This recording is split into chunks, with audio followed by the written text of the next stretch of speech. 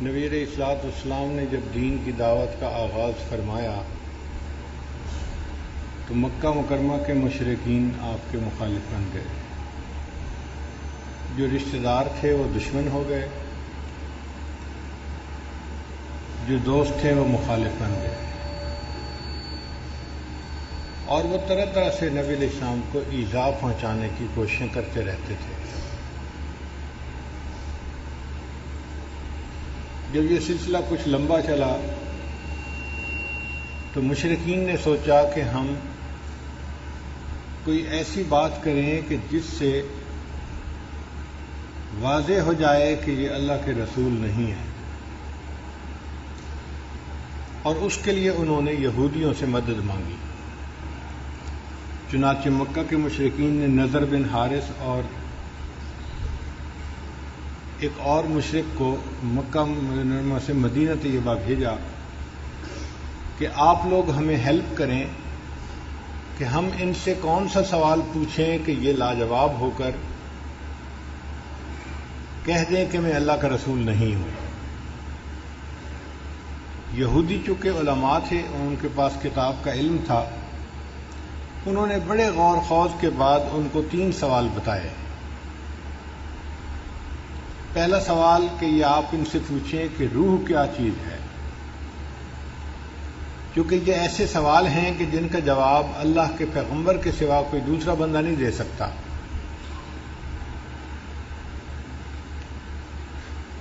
دوسرا سوال انہوں نے پوچھا کہ وہ کون سے نوجوان تھے جنہوں نے غار میں پناہ لی، ان کا واقعہ کیا ہے، اس کی تفصیلات کیا ہیں. مشرکین کو تو اس واقعے کا پتہ ہی نہیں تھا. پہلی کتابوں میں اس کا تذکرہ تھا تو یہودیوں کو معلوم تھا. اور تیسرا سوال انہوں نے پوچھا کہ یہ بتائیں کہ وہ بادشاہ کون تھا جس نے مشرق سے مغرب تک کا سفر کیا اور پھر اس نے دیوار بنائی. جب یہ دونوں حضرات مدینہ سے واپس آئے تو مشرکین بہت خوش ہوئے کہ اب ہم ایک ایسے سوالات پوچھیں گے کہ جس کا جواب یہ دے نہیں سکیں گے اور حق واضح ہو جائے گا. یہودیوں نے انہیں کہا تھا کہ اگر یہ اس کا جواب صحیح دے دیں گے تو یہ اللہ کے رسول ہیں، اور اگر یہ جواب نہ دے سکیں گے تو پھر تم انہیں قتل کر دینا، یہ واجب القتل ہے.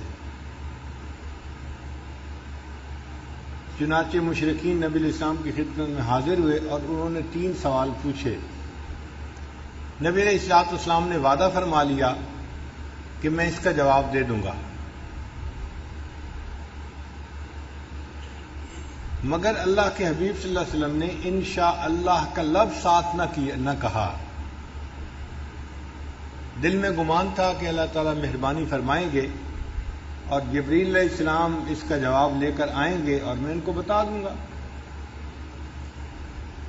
اب انتظار کرتے کرتے 15 دن گزر گئے اور وہی نہیں اتری.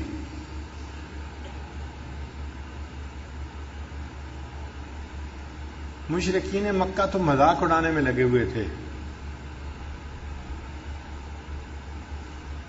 اور اللہ کے پیارے حبیب صلی اللہ علیہ وسلم کے دل پہ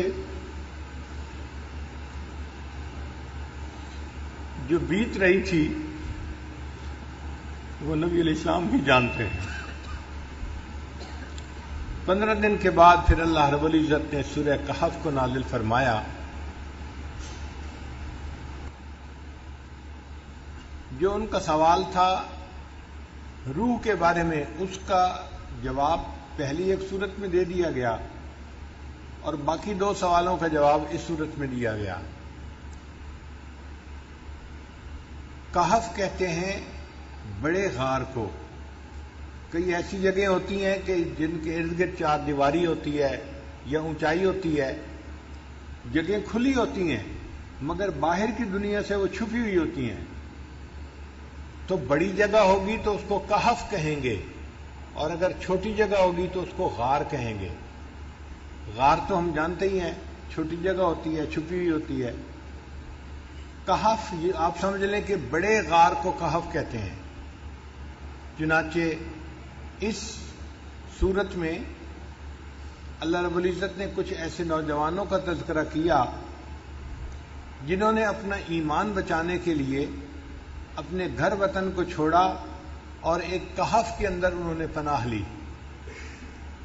مفسرین نے لکھا ہے کہ ایک بادشاہ تھا دقیانوس، بت پرست تھا، اور وہ زبردستی ہر ایک کو بت پرستی کے اوپر آمادہ کرتا تھا۔ جو نہیں کرتا تھا اس کو سزا دیتا تھا، قید کرتا تھا، سزا دلواتا تھا۔ کچھ نوجوان تھے جو موحد تھے، کلمہ پڑھنے والے تھے، اللہ پہ ایمان رکھنے والے تھے، ان کو بھی ڈرایا دھمکایا گیا کہ اگر تم قوم کے دین پر عمل نہیں کرو گے تو تمہیں سزا ملے گی۔ اب اپنی جان بچانے کے لیے وہ اپنے گھروں سے نکل کھڑے ہوئے۔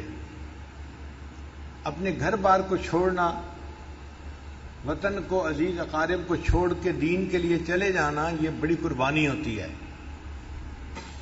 تو ان نوجوانوں نے بڑی قربانی کی۔ اللہ کی شان دیکھیں کہ جب یہ چلے تو ایک کتا بھی ان کے پیچھے پیچھے چلتا رہا۔ یہ پہاڑوں میں ایک جگہ پہنچے جہاں پہ کہف تھا، بڑی جگہ تھی چھپنے کی۔ یہ وہاں گئے اور وہاں جا کر اللہ نے ان کو سلا دیا، نیند آ گئی، اور یہ وہاں پر سوئے رہے حتیٰ کہ 300 سال سے زیادہ تک وہاں سوئے رہے۔ اللہ تعالیٰ اپنی قدرت سے ان کی کروٹیں بدلتے رہے، اور کتا اس کہف کے دروازے کے اوپر بیٹھ کے پہرا دیتا رہا۔ 310 سال گزرنے کے بعد پھر ان کی آنکھ کھلی تو انہوں نے ایک دوسرے سے معلوم کیا کہ ہمیں سوئے ہوئے کتنی دیر گزر گئی۔ انہیں یوں لگ رہا تھا کہ ایک دن گزرا ہے یا دن کا کچھ حصہ گزرا ہے، لیکن یہ نہیں جانتے تھے کہ 300 سال گزر گئے ہیں۔ پھر انہوں نے کہا کہ اچھا بھوک لگی ہے تو ہم میں سے ایک بندہ چلا جائے اور شہر سے جا کے کھانا لے کے آئے۔ زیادہ لوگ جائیں گے تو لوگوں کو ہمارا پتہ چل جائے گا کہ یہ کون لوگ ہیں، اور پھر ہمارے لیے ایمان کو حفاظت مشکل ہو جائے گی۔ تو ایک بندے کو بھیجیں، ایک بندے کا چھپ کے جانا، کوئی چیز لے کے آنا آسان ہوتا ہے۔ مگر جاتے ہوئے انہوں نے اس کو نصیحت بھی کی کہ دیکھو آپ جا رہے ہو، کوئی جھگڑے والی بات نہ کرنا، جس سے بات کرنی ہو نرمی سے بات کرنا، وَلْيَتَلَطَّفْ، نرمی کے انداز سے بات کرنا۔ یہ وَلْيَتَلَطَّفْ قرآن مجید کا درمیانی لفظ ہے، سب سے درمیانی لفظ ہے۔ یعنی اگر کوئی بندہ قرآن مجید کے درمیانی مقصد کو معلوم کرنا چاہے تو وہ یہ ہے کہ انسان کو چاہیے کہ وہ نرم خوئی اختیار کرے۔ یہ جو سخت گیر لوگ ہوتے ہیں نا، سخت مزاج والے، شریعت کی نظر میں اچھے لوگ نہیں ہوتے۔ اچھے لوگ وہ ہوتے ہیں جن کو اللہ نرم خوئی عطا فرماتے ہیں، دل کے نرم ہوتے ہیں، طبیعت کے نرم ہوتے ہیں، یہ اللہ کو پسندیدہ ہوتے ہیں۔ اور پھر انہوں نے یہ کہا کہ بھئی جانا تو حلال کھانا لے کے آنا۔ اس بات کو دیکھنا کہ ایھا ازکا طعاما، کون سا کھانا زیادہ پاکیزہ ہے، اس لیے کہ ولایت میں دو چیزیں بڑی اہم ہوتی ہیں، ایک رزق حلال اور دوسرا صدق مقال۔ بات کرے تو انسان سچی بات کرے، اور کھانا کھائے تو پاکیزہ کھانا کھائے۔ جتنا پاکیزہ کھانا ہوگا اتنا دل جلدی منور ہوگا، اور جو بندہ کھانے کی احتیاط نہ کرے وہ اپنی کی ہوئی محنت کو ضائع کر بیٹھتا ہے۔ ہمارے سلسلہ عالیہ نقشبندیہ کے بزرگ تھے حضرت خواجہ غلام علی دہلوی رحمۃ اللہ علیہ، وہ فرماتے ہیں کہ ایک مرتبہ میں نے کسی جگہ پر کھانا کھا لیا، اور وہ کھانا مشتبہ تھا، حرام نہیں تھا، شبہ تھا اس میں، اور اس کی وجہ سے میری ساری کیفیات زائل ہو گئی۔ میں نے آ کے اپنے شیخ حضرت مرزا مظہر جان جانا رحمۃ اللہ علیہ کو بتایا کہ حضرت میں نے تو ایک جگہ لقمہ کھا لیا اور میری کیفیت چلی گئی۔ حضرت نے فرمایا کہ آپ استغفار کرو اور روزانہ میرے پاس آؤ تاکہ میں تمہارے اوپر توجہ ڈالوں۔ فرماتے ہیں 40 دن مرزا مظہر جانا رحمت اللہ علیہ نے جب توجہ ڈالی تب جا کر میری کیفیتیں واپس آئیں. ایک مشتبہ لقمہ کھانے سے کیفیتیں چلی گئیں اور 40 دن شیخ کی توجہ کے بعد پھر واپس لوٹی.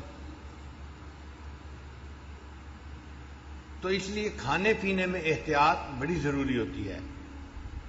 اس لیے کھانے کے فرائض میں سے یہ فرض ہے کہ کھانے والا دیکھے کہ یہ حلال ہے یا نہیں. اور حلال اور حرام دیکھنا تو نسبتاً آسان ہوتا ہے، جو مشتبہ ہوتا ہے وہ اور زیادہ مشکل ہے.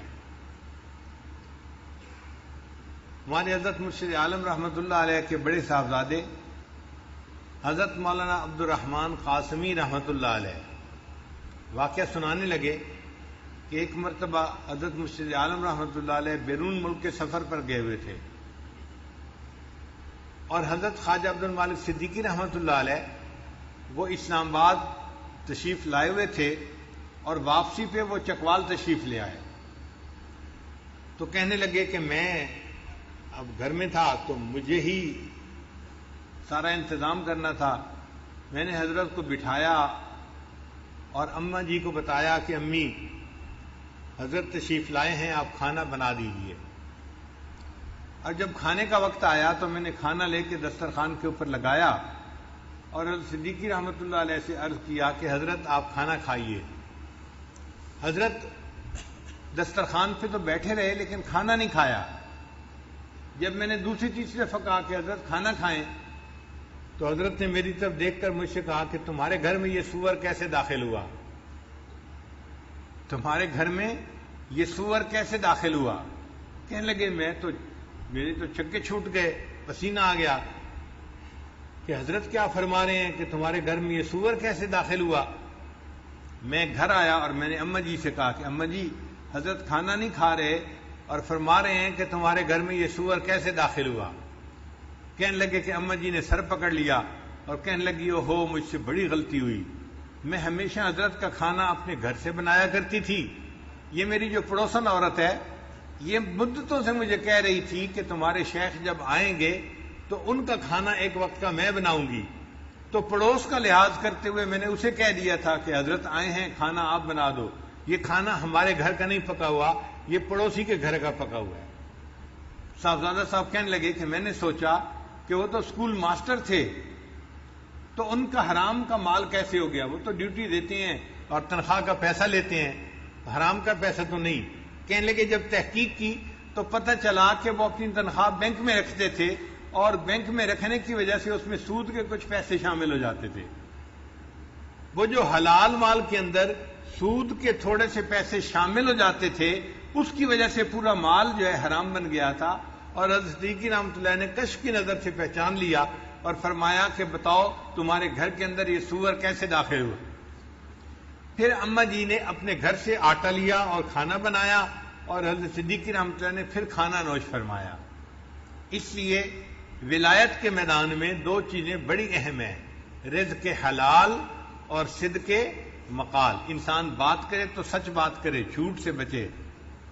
اور دوسری بات کہ انسان کھانا کھائے تو حلال کھائے، کیونکہ اگر حرام کھانا ہوگا تو حدیث مطابق حدیث پاک میں آتا ہے کہ اس بندے کی دعا قبول نہیں کی جاتی. حدیث مبارکہ میں ہے کہ رو رو کے بندہ دعا مانگ رہا ہے، بیت اللہ سے لپٹ کے دعا مانگ رہا ہے، حالانکہ اس کا لباس حرام کا، اس کا کھانا حرام کا. اس بندے کی دعا کیسے قبول ہو سکتی ہے؟ ہماری دعاؤں کی قبولیت کے نہ ہونے کی بنیادی وجہ مال کا پوری طرح حلال نہ ہونا. اس پہ بہت دھیان رکھنا چاہیے اور جو چیز منہ میں ڈالیں اس سے پہلے 100 دفعہ سوچنا چاہیے کہ یہ حلال ہے یا نہیں. ہمارے اسلاف تو کھانا کھانے سے پہلے 7 یعنی جگہوں تک دیکھتے تھے کہ اس چیز کی بیع ٹھیک ہوئی ہے یا نہیں ہوئی. احوال الصادقین میں علامہ عبد الوہاب شیرانی رحمۃ اللہ فرماتے ہیں کہ وہ 7 ہاتھ تک دیکھتے تھے کہ اس چیز کی بیع ٹھیک ہوئی ہے یا نہیں ہوئی. یعنی ہم نے کسی چیز بندے سے خریدی، اس بندے کے پاس ٹھیک چیز آئی یا نہیں آئی، پھر اس نے آگے جو خریدی تو وہ ٹھیک خریدی یا نہیں خریدی، پھر اس نے آگے جو خریدی، تو 7 ہاتھ تک دیکھتے تھے. ہم تو ایک ہاتھ بھی نہیں دیکھتے، بازار سے چیز لاتے ہیں، ہمیں کیا پتا لانے والا کیسے لے کے آیا ہے، ہم تو اس سے لے لیتے ہیں، ایک ہاتھ بھی نہیں دیکھتے آج کے دور میں. اور ہمارے اکابر 7 ہاتھ تک بے کو دیکھا کرتے تھے.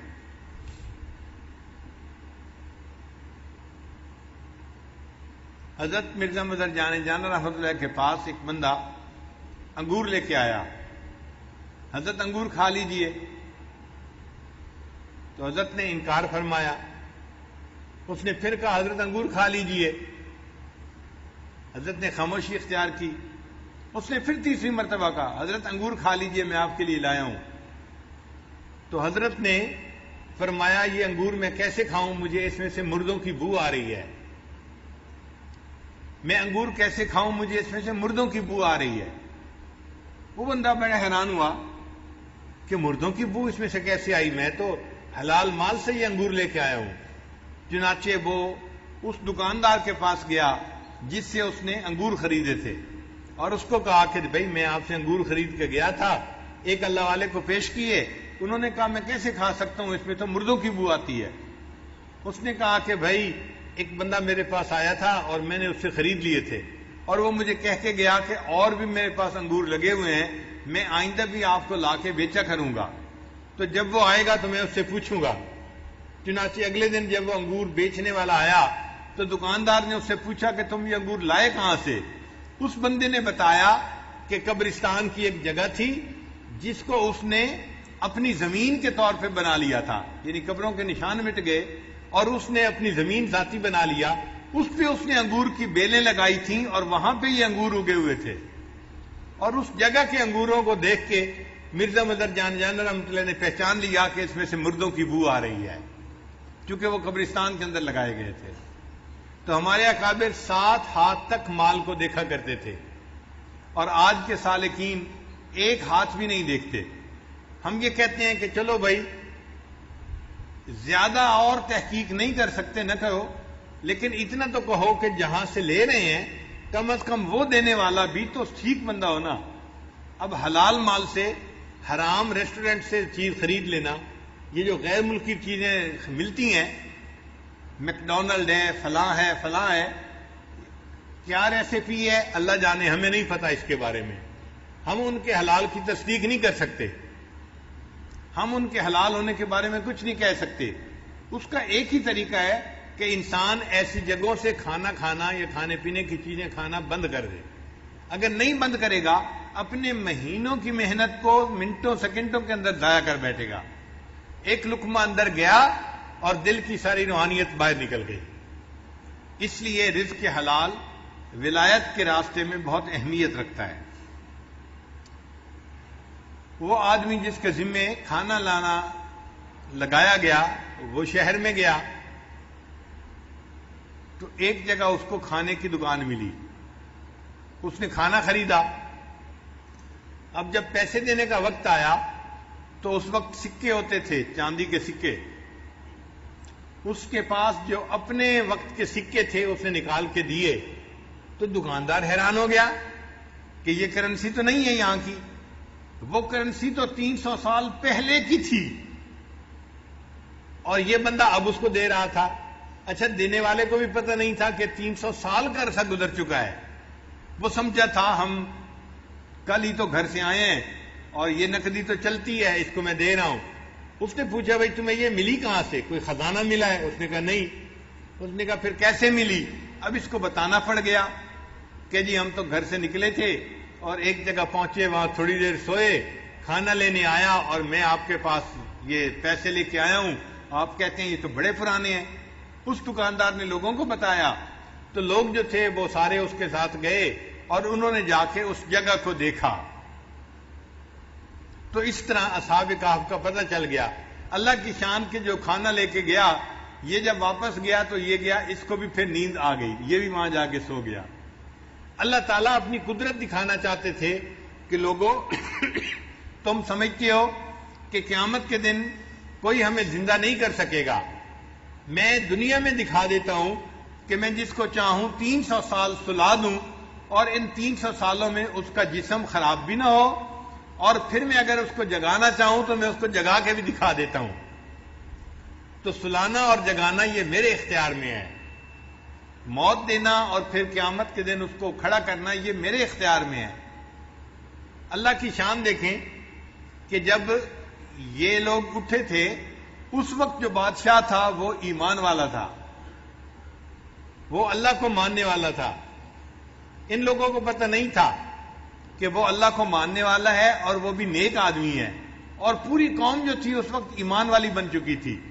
جب مرے تھے تو قوم کافر تھی، جب 300 سال کے بعد جاگے تو اللہ نے حالات بدل دیے تھے، پوری قوم مسلمان مومن بن چکی تھی۔ پھر ان لوگوں نے مشورہ کیا ہم ان کے لیے کوئی نشانی بنائیں، تو انہوں نے ان کے کہف کے دروازے کے اوپر ایک مسجد بنا دی نشانی کے طور پر۔ تو یہ واقعہ قرآن مجید میں اللہ رب العزت نے اتار دیا تاکہ مشرکین کو ان کا جواب مل جائے۔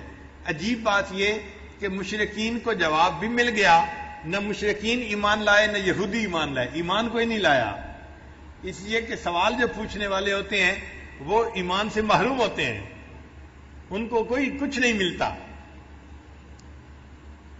تو قرآن مجید میں اس واقعے کی تفصیل جو ہے وہ موجود ہے، تاہم اس سورت کی احادیث کے اندر بڑی فضیلت آئی ہے۔ ذرا آپ اس فضیلت کو بھی سن لیجئے تاکہ پتہ چل جائے کہ سورہ کہف کے کیا فضائل ہیں۔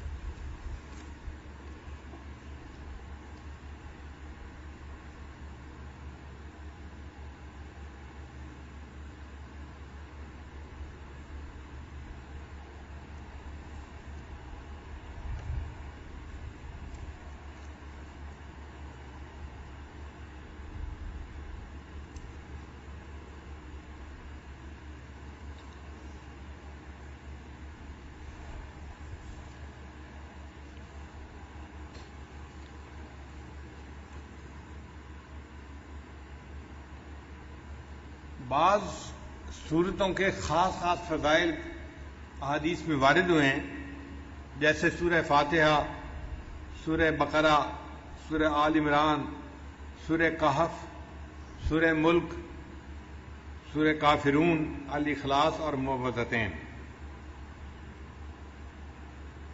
حضرت برار رضی اللہ عنہ روایت کرتے ہیں ایک صحابی تھے جو اپنے گھر میں سورہ کہف کی تلاوت اونچی کر رہے تھے۔ ان کے گھر کا صحن چھوٹا تھا، گھوڑا بھی بندھا ہوا تھا اور چارپائی کے اوپر ان کا بیٹا بھی لیٹا ہوا تھا، سویا ہوا تھا۔ اب ان کا دل چاہتا تھا کہ وہ اونچی تلاوت کریں، جہر سے تلاوت کریں۔ جب وہ جہر سے تلاوت کرتے تو گھوڑا بدکتا تھا اور ان کو ڈر ہوتا یہ گھوڑا کہیں میرے بیٹے کو لات نہ مار دے، تو وہ آہستہ پڑھتے تو گھوڑا بھی پرسکون ہو جاتا۔ پھر طبیعت میں جوش آتا، شوق اٹھتا، پھر دل چاہتا کہ اونچا پڑھیں، پھر گھوڑا بدکنے لگ جاتا۔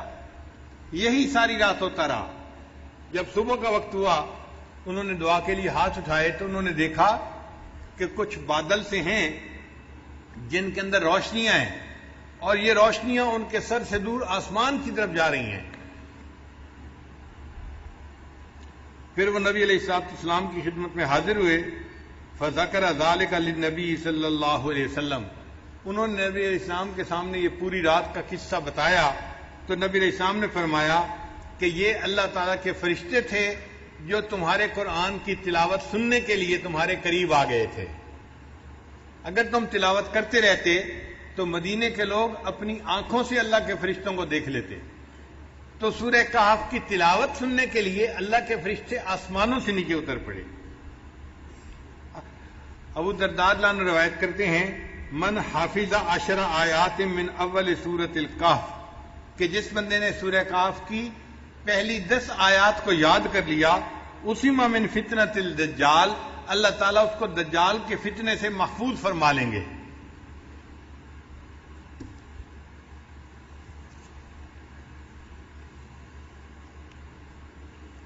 پھر معاذ رضی اللہ عنہ فرماتے ہیں کہ نبی علیہ السلام نے ارشاد فرمایا من قرأ اول سورۃ الکہف وآخرها کانت لہ نورا من قدمہ الی رأسہ، کہ جس نے سورہ کہف شروع میں تلاوت کی اس کے لیے قدموں سے لے کے سر تک نور ہوگا. وَمَنْ قَرَأَهَا كُلَّهَا، اور جس نے پوری سورہ کہف کی تلاوت کی، كَانَتْ لَهُ نُورًا مَا بَيْنَ السَّمَاءِ إِلَى الْأَرْضِ، تو اس کے لیے اللہ تعالیٰ زمین سے لے کے آسمان تک نور پیدا فرما دیں گے.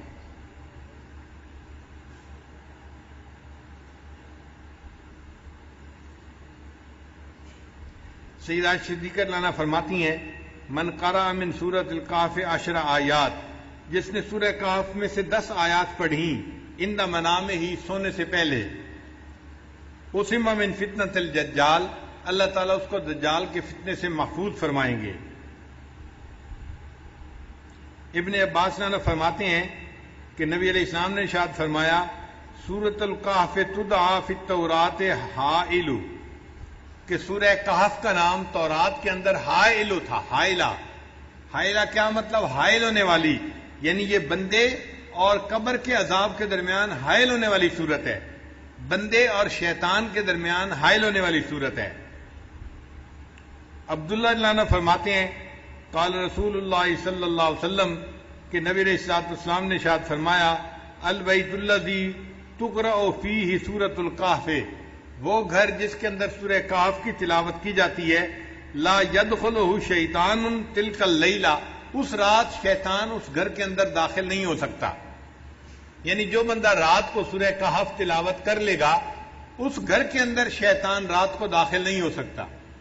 آپ اندازہ لگائیے اس سورت کی کتنی عظمت ہے کہ جس گھر میں رات کو پڑھی جائے شیطان رات کو داخل نہیں ہو سکتا، تو بھئی اگر دن میں پڑھی جائے گی تو دن میں بھی داخل نہیں ہو سکے گا، اور جس گھر کے لوگ پڑھیں گے وہ فتنہ دجال سے محفوظ رہیں گے. اس سورت کو یاد کرنا اور اس کی کثرت سے تلاوت کرنا یہ بہت فائدے کی بات ہے. اسی لیے جمعہ کے دن اس سورت کا پڑھنا اور بھی زیادہ ثواب کا باعث ہے. نبی علیہ السلام نے ارشاد فرمایا کہ سورہ کہف کو جمعہ کے دن تلاوت کیا کرو، تو ہم سورہ کہف کی بھی تلاوت کریں جمعہ کے دن اور اس کو یاد کر کے پڑھنے کی کوشش کریں تاکہ اللہ تعالیٰ ہمیں شیطان سے بھی بچائے اور جو دجال ہے اللہ تعالیٰ اس کے فتنے سے بھی ہمیں محفوظ فرمائے.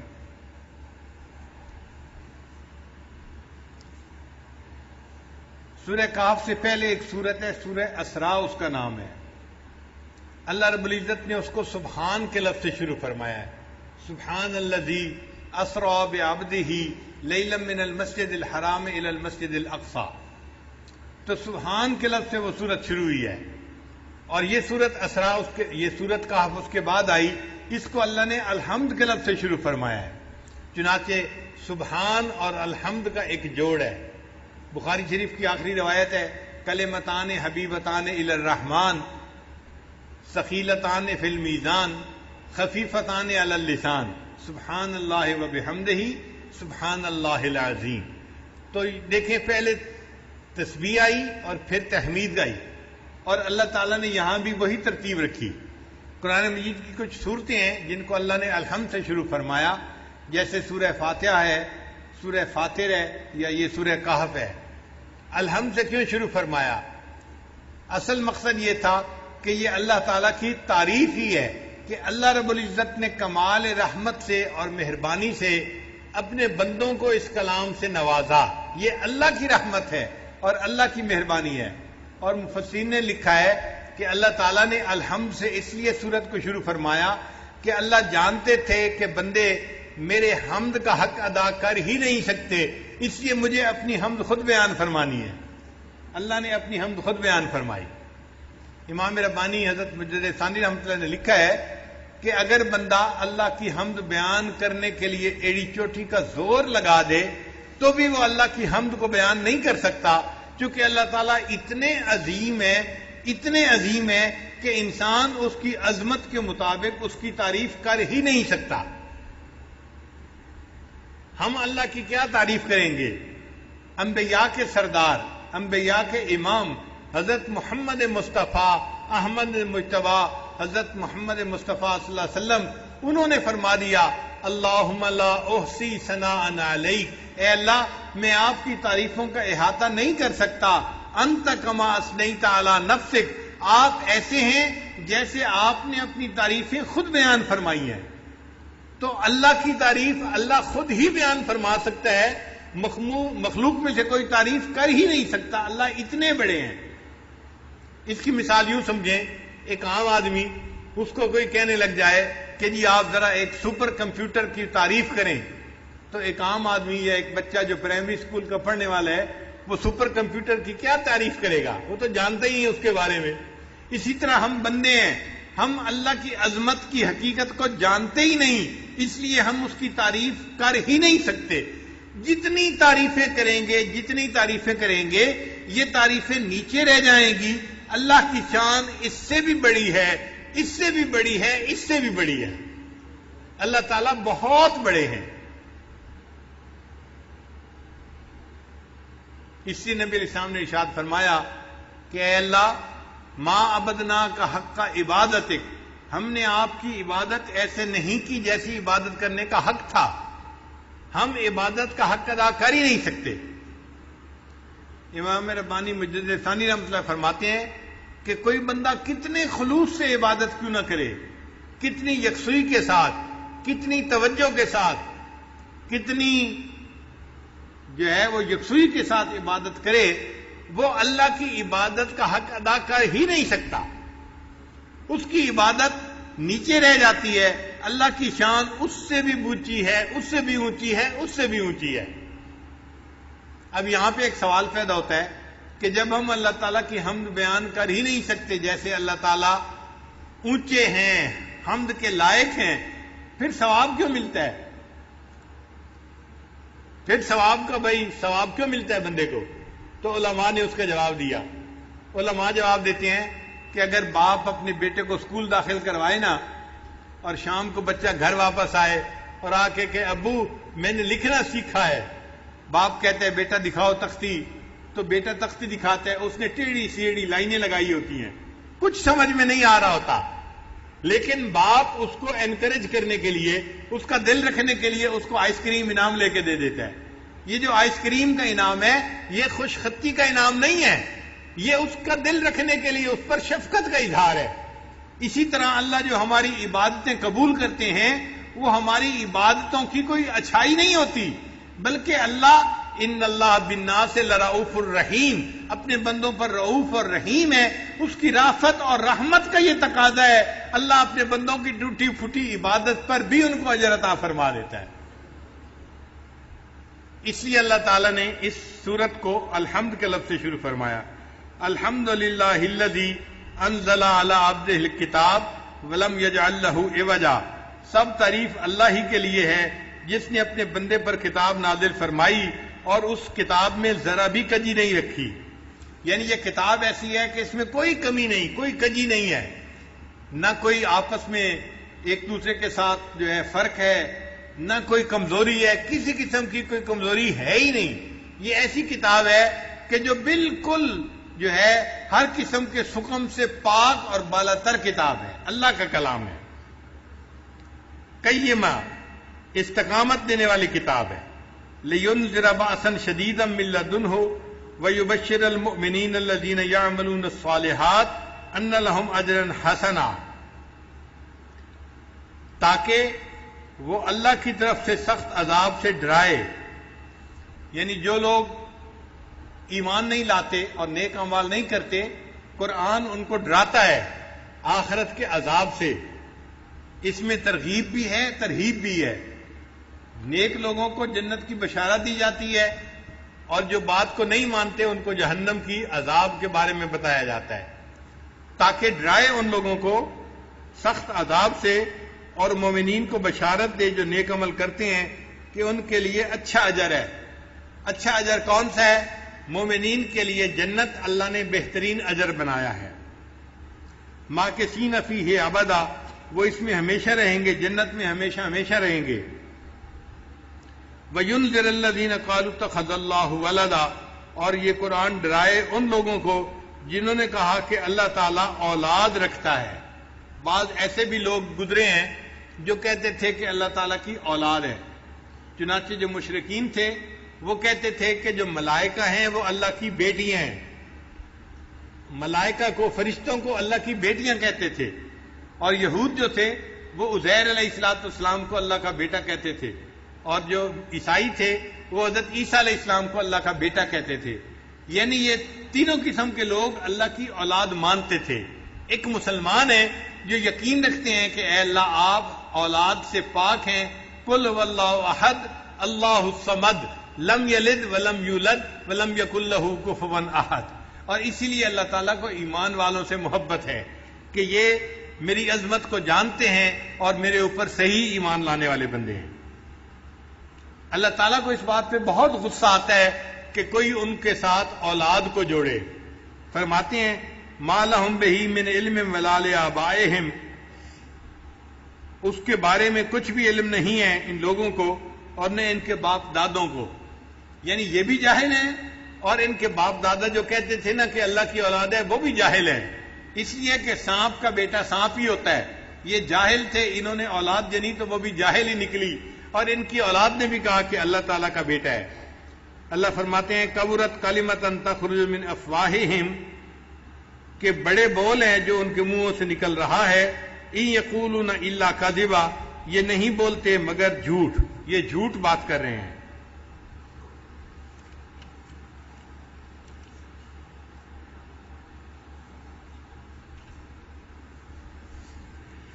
پھر اللہ تعالیٰ نے اپنے پیارے حبیب صلی اللہ علیہ وسلم کی تسلی فرمائی کہ چونکہ اللہ کے حبیب صلی اللہ علیہ وسلم 15 دن وحی نہ آنے کی وجہ سے بہت غمزدہ بھی تھے. اللہ فرماتے ہیں فَلَعَلَّكَ بَاخِعٌ نَفْسَكَ عَلَىٰ آثَارِهِمْ إِن لَّمْ يُؤْمِنُوا بِهَٰذَا الْحَدِيثِ أَسَفًا. تو ایسا تو نہیں کہ آپ ان کے پیچھے اپنی جان کو غم کی وجہ سے ہلاک کر دینے والے ہیں اور یہ لوگ اس مضمون پر ایمان نہ لائیں. اگر یہ لوگ ایمان نہیں لاتے آپ اتنے غمزدہ کیوں ہوتے ہیں؟ آپ کے اوپر تو ہے بات کو پہنچانا. وما علیک الا البلاغ، آپ نے تو بات پہنچا دی، آپ کی ذمہ داری ختم ہو گئی. اب اگر یہ ایمان نہیں لاتے تو اے میرے حبیب صلی اللہ علیہ وسلم آپ کتنا غم کیوں کرتے ہیں؟ آپ کیوں اپنے آپ کو پریشانی میں ڈالتے ہیں؟ پھر آگے فرمایا انا جعلنا ما علی الارض زینۃ لہا لنبلوہم ایہم احسن عملا. بلا شبہ زمین پر جو کچھ ہے ہم نے اس کے لیے زینت بنایا ہے تاکہ ہم آزمائیں کہ ان لوگوں میں سے کون اچھا عمل کرتا ہے. زمین کے اوپر جو کچھ بھی ہے وہ سب کا سب ہمارے لیے امتحان ہے. زمین کی زیب و زینت بھی امتحان ہے، زمین کے اوپر مال وہ بھی امتحان ہے، زمین کے اوپر جمال وہ بھی امتحان ہے. ہر چیز ہمارے لیے امتحان ہے. اور اللہ تعالیٰ نے یہ اس لیے امتحان بنایا کہ وہ دیکھنا چاہتے ہیں کہ کون ہیں جو نیک عمل کرنے والے ہیں. وَإِنَّا لَجَاعِلُونَ مَا عَلَيْهَا صَعِيدًا جُرُزًا.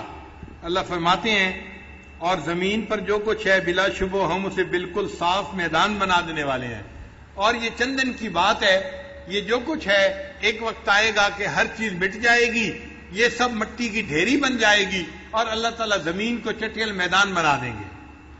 یہ زمین کے اوپر جو درخت نظر آ رہے ہیں یا عمارتیں نظر آ رہی ہیں یہ سب ختم ہونے والی چیزیں ہیں، یہ فانی چیزیں ہیں. ان سے دل لگانا بے وقوفی کی بات ہے. اب نبی علیہ السلام کو تسلی دینے کے بعد اللہ رب العزت نے اصحاب کہف کا قصہ اب شروع فرمایا. فرماتے ہیں ام حسبت ان اصحاب الکہف والرقیم کانوا من آیاتنا عجبا. کیا آپ نے یہ خیال کیا ہے کہ کہف اور رقیم والے ہماری نشانیوں میں سے عجیب چیز تھے؟ کہف کہتے ہیں بڑے غار کو، اور رقیم کا لفظ رقم سے ہے. رقم قرآن پاک کا لفظ ہے، اس کا معنی ہوتا ہے لکھنا، اور اردو میں بھی استعمال ہوتا ہے. رقم نمبر ہم استعمال کرتے ہیں اردو زبان میں بھی. تو رقیم جو ہے اصل میں ایک پلیٹ تھی جس کے اوپر قوم نے ان اصحاب کہف کے بارے میں کچھ لے کے اس کو کہف کے دروازے کے اوپر فکس کر دیا تھا. آج کل لوگ بھی اپنے گھروں کے اوپر بھی پلیٹیں لگا دیتے ہیں اور اپنی فیکٹریوں کے اوپر بھی نشان لگا دیتے ہیں. تو اس زمانے میں ایک پتھر کے اوپر کچھ لکھ کر لگا دیا گیا تھا تو اس کو رقیم کہا گیا، وہ جو پلیٹ بنا دی تھی انہوں نے. تو اصحاب کہف تو تھے اس غار کی وجہ سے اور رقیم تھے اس پلیٹ کی وجہ سے جو دروازے کے اوپر لگا دی گئی تھی، تو ان کو اصحاب کہف و رقیم کہا گیا. اللہ فرماتے ہیں اذ اول فتیۃ الی الکہف فقالوا ربنا آتنا من لدنک رحمتا وہیئ لنا من امرنا رشدا، کہ جب جوانوں نے غار میں ٹھکانہ پکڑا تو انہوں نے کہا اے ہمارے رب اپنے پاس سے ہمیں رحمت عطا فرما اور ہمارے لیے ہمارے کام میں اچھی صورتحال مہیا فرما۔ قرآن مجید کی یہ خوبی ہے کہ وہ جب کوئی قصہ بیان کرتا ہے تو اس کی جزیات کے اندر نہیں جاتا، چونکہ وہ بے فائدہ ہوتا ہے، کام کی بات سے کام رکھتا ہے، جو اصل مقصود ہے وہ پہنچا دیتا ہے اور اس سے مقصد پورا ہو جاتا ہے۔ تو قرآن مجید نے یہ نہیں کہا کون سا زمانہ تھا، کون سا بادشاہ تھا اور کیا واقعہ پیش آیا، اتنا کہا کہ وہ چند نوجوان تھے جو غار کے اندر داخل ہوئے اس لیے کہ وہ اپنے ایمان کو بچانا چاہتے تھے، اور انہوں نے دعا مانگی ربنا آتنا من لدنک رحمتا وہیئ لنا من امرنا رشدا، اے اللہ اے ہمارے رب ہمیں اپنے پاس سے رحمت عطا فرما اور ہمارے لیے ہمارے کام میں اچھی صورتحال مہیا فرما۔ بس اتنی بات بتائی اور بات کو مکمل کر دیا۔ پھر جب وہ کہف کے اندر آ گئے، اللہ فرماتے ہیں فَضَرَبْنَا عَلَىٰ آذَانِهِمْ فِي الْكَهْفِ سِنِينَ عَدَدًا، سو ہم نے ان کے کانوں پر سال ہا سال تک پردہ ڈال دیا، پھر ہم نے انہیں اٹھایا۔ جب انسان سوتا ہے نا تو اس کے کانوں کے اوپر پردہ آ جاتا ہے۔ نیند کا تعلق دو چیزوں کے ساتھ ہے، ایک آنکھوں کے ساتھ ہے اور ایک کانوں کے ساتھ ہے۔ اگر کانوں میں آواز چلی جائے تو بھی نیند ڈسٹرب ہو جاتی ہے، اگر آنکھوں کے آگے روشنی آ جائے تو بھی نیند ڈسٹرب ہو جاتی ہے۔ اسی لیے سائنسدانوں نے یہ لکھا ہے کہ ایک آدمی اگر کسی جنگل کے اندر سویا ہوا ہے تو رات ہوگی تو اس کو نیند آئے گی، اور جیسے ہی صبح کی روشنی ہوگی تو بند آنکھوں کے باوجود اس کی آنکھوں کے اندر سے روشنی اس کے دماغ تک جائے گی اور اس کو پتہ چل جائے گا کہ صبح کا وقت ہو گیا ہے اور اس کی آنکھ کھل جائے گی۔ تو صبح کے وقت سحری کے وقت خود بخود آنکھ کھل جاتی ہے۔ تو آنکھ کھلتی ہے روشنی دماغ تک پیغام دے یا کان کی آواز دماغ تک پیغام دے۔ تو اللہ فرماتے ہیں کہ وہ غار میں سوئے ہوئے تھے، تو صاف ظاہر ہے کہ غار کے اندر اللہ نے ان کو سلانے کے لیے ان کے کانوں کے اوپر پردہ ڈال دیا تھا، اور پردہ آنے کی وجہ سے اب ان کو گہری نیند آ گئی تھی۔ وہ 300 سال تک سوئے رہے، اور اس دوران اللہ ان کی کروٹیں بھی بدلتے رہے اور ان کی نیند میں خلل نہیں آیا۔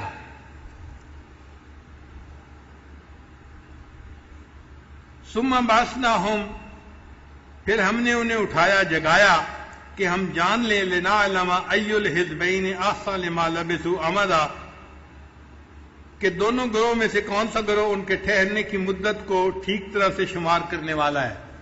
یعنی کیا ان کو خود پتا ہے کہ یہ کتنا سوئے ہیں، یا ان کی قوم کو پتا ہے کہ یہ نوجوان کتنا عرصہ اس کہف کے اندر سوئے رہے ہیں؟ ہم دیکھنا چاہتے تھے کہ کوئی جانتا ہے کہ نہیں اس بات کو۔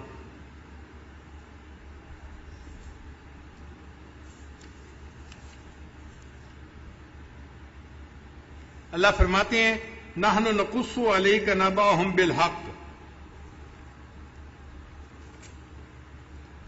کہ ہم آپ سے ان کا واقعہ بالکل ٹھیک ٹھیک بیان کرتے ہیں۔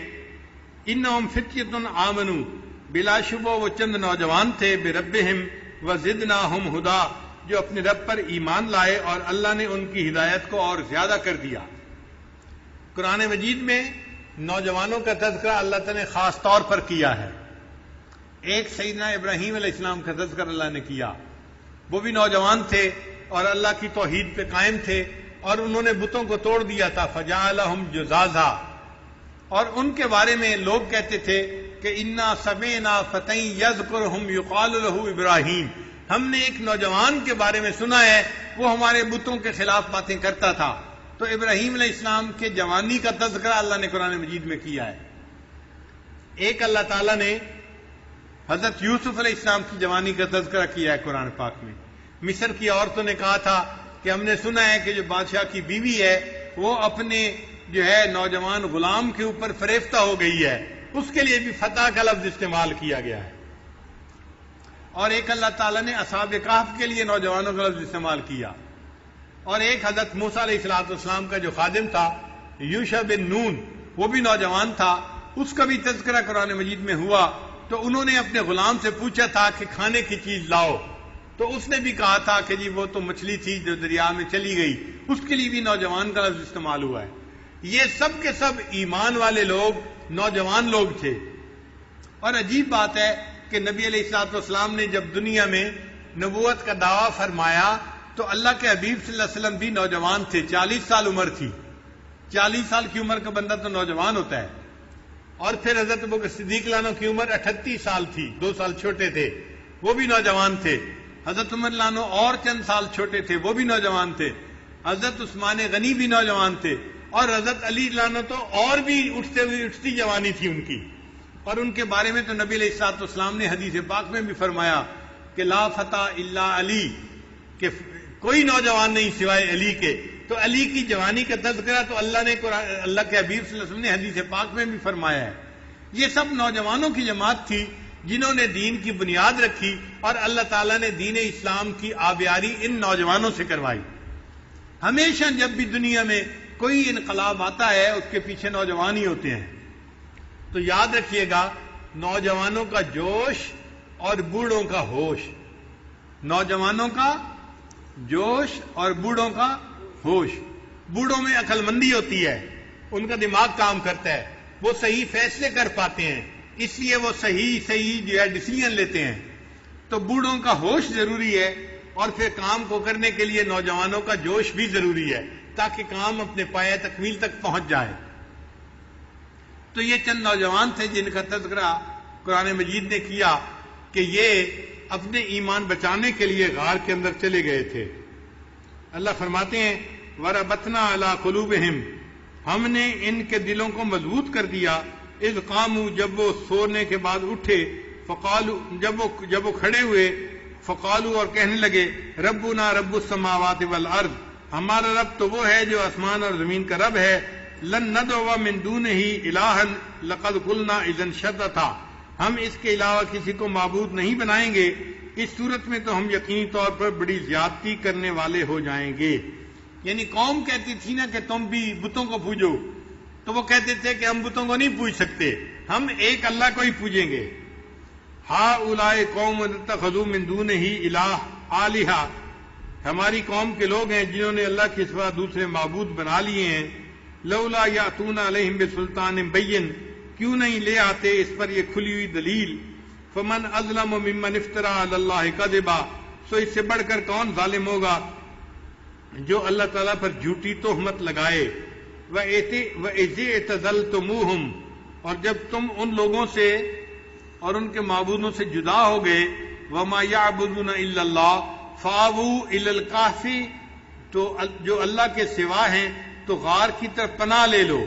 يَنشُرْ لَكُمْ رَبُّكُمْ مِنْ رَحْمَتِهِ، تمہارا رب تم پر اپنی رحمت پھیلا دے گا. وَيُهَيِّئْ لَكُمْ مِنْ أَمْرِكُمْ مِرْفَقًا، اور تمہارے مقصد میں اللہ تعالیٰ آسانی پیدا فرما دے گا. تو دیکھیں اللہ تعالیٰ نے ان کے ایمان کو بھی بچا لیا اور ان کو ایسے وقت میں جگایا کہ جب پوری قوم ایمان والی قوم بن گئی تھی. وہ کبھی سوچ بھی نہیں سکتے تھے ہم ایسا وقت بھی آنکھوں سے دیکھیں گے کہ پوری قوم جو بت پرست ہے وہ پھر ایمان والی قوم بن جائے گی. اللہ فرماتے ہیں وَتَرَى الشَّمْسَ إِذَا طَلَعَتْ تَزَاوَرُ عَنْ كَهْفِهِمْ، اور اے مخاطب تو دیکھے گا کہ جب سورج نکلتا ہے تو وہ ان کے غار سے داہنی طرف کو بچ کر گزر جاتا ہے. وَإِذَا غَرَبَتْ تَقْرِضُهُمْ ذَاتَ الشِّمَالِ، اور جب غروب ہونے لگتا ہے تو بائیں طرف سے کتراتا ہوا چلا جاتا ہے. وَهُمْ فِي فَجْوَةٍ مِّنْهُ، اور وہ غار کے ایک فراخ حصہ میں تھے. ذَلِكَ مِنْ آیاتِ اللَّهِ، یہ اللہ کی نشانیوں میں سے ہے. مَن يَهْدِ اللَّهُ فَهُوَ الْمُهْتَدِ، جسے اللہ ہدایت دے وہی ہدایت پانے والا ہے.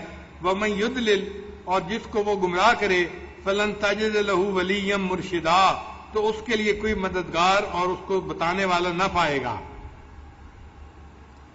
یعنی اللہ رب العزت نے ان کا جو غار تھا نا، کہف تھا، اس کا معاملہ ایسے رکھا تھا کہ جب سورج طلوع ہوتا تھا تو بھی اس کی ڈائریکٹ دھوپ نہیں پڑتی تھی، کیونکہ ڈائریکٹ دھوپ پڑنے سے چیزوں کے اوپر اثر ہوتا ہے.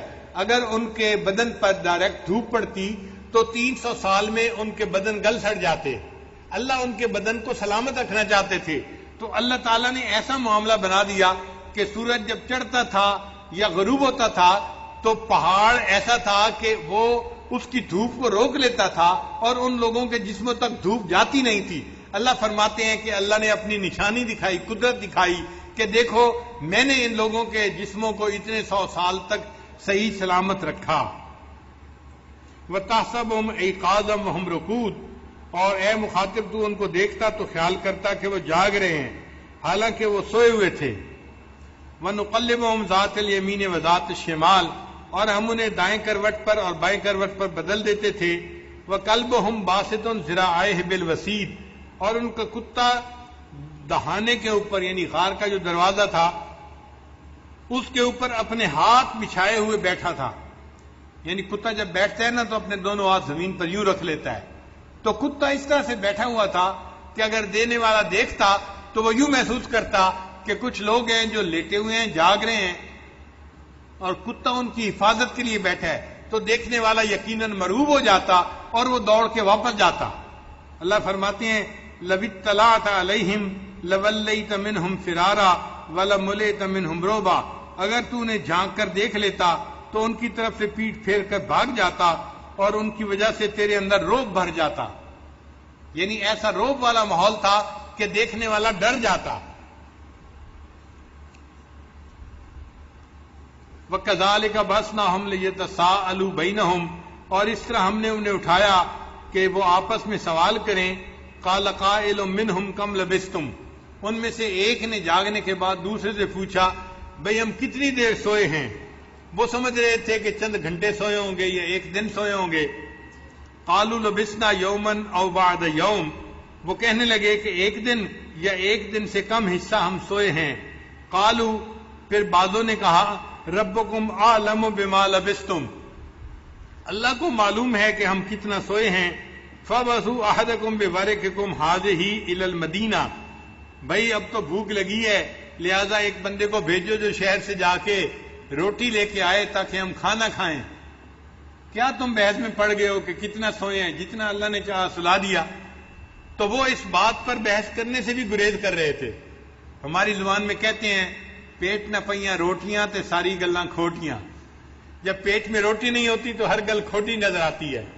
انہوں نے بھی یہی کہا کہ بھئی کس بحث میں پڑ گئے ہو، تم جاؤ بندے کو کہو ایک کھانا لے کے آئے شہر سے.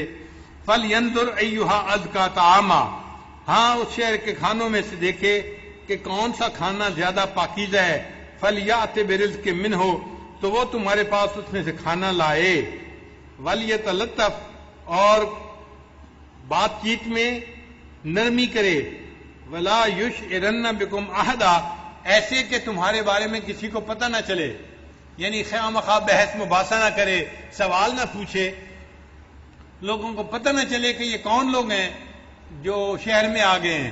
لہذا جانے والا سمجھداری سے بات کرے اور لوگوں کو پتہ بھی نہ چلنے دے کہ یہ کون لوگ ہیں جو یہاں آئے ہیں. انہم ان یظہروا علیکم یرجموکم، بے شک اگر ان کو اس بات کا پتہ چل گیا کہ ہم کون ہیں، یعنی وہ تو سمجھ رہے تھے نا کہ ہم ایمان والے ہیں اور پوری قوم کافروں کی ہے، ان کو اگر پتہ چل گیا کہ ہم کون ہیں، یرجموکم، تو وہ ہمیں پتھر مار مار کر ہلاک کریں گے. او یعیدوکم فی ملتہم، یا اپنے دین میں ہمیں زبردستی واپس لوٹا لیں گے. ولن تفلحوا اذن ابدا، اور تم ہرگز کامیاب نہ ہو سکو گے. شروع زمانے سے ہی یہ بات چلی آ رہی ہے کہ پتھر جو مارا جاتا ہے نا، رجم کیا جاتا ہے، یہ شیاطین کی سزا ہوتی ہے. لہذا اس زمانے میں بھی پتھر مارے جاتے تھے. اور آج بھی ہم حج پہ جاتے ہیں تو دیکھو شیطان کو کنکریاں مارتے ہیں نا، تو شیطان کو کنکریاں مارنا اس بات کی دلیل ہے کہ اللہ نے شیاطین کا عذاب رجم ہی رکھا ہے. اسی لیے اللہ تعالیٰ نے زنا کی سزا بھی رجم ہی رکھی ہے.